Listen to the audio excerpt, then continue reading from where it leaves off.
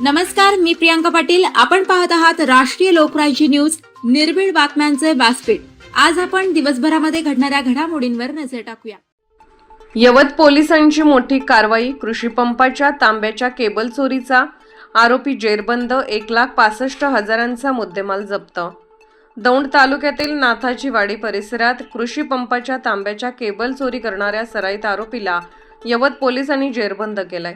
माटोबा तलाव परिसरातून 20 शेतकऱ्यांच्या मोटर पंपाच्या तांब्याच्या केबल चोरीला गेल्याप्रकरणी यवत पोलीस ठाण्यात 3 गुन्हे दाखल झाले होते. सीसीटीव्ही फुटेज आणि गोपनीय माहितीच्या आधारे पोलिसांनी मनोज गुलाब बिंब या आरोपीला ताब्यात घेतलं. चौकशीत त्याने चोरीची कबुली दिल्यानंतर त्याला अटक करण्यात आली. आरोपीकडून 1,15,000 रुपये किमतीच्या तांब्याच्या केबल आणि गुन्ह्यात वापरलेली मोटरसायकल असा एकूण 1,65,000 रुपयांचा मुद्देमाल जप्त करण्यात आलाय.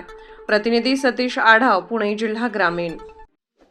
ताज्या बातम्यांसाठी आणि अपडेट्ससाठी राष्ट्रीय लोकराज्य न्यूज चॅनलला सबस्क्राईब करा. तसेच लाईक आणि शेअरही करा.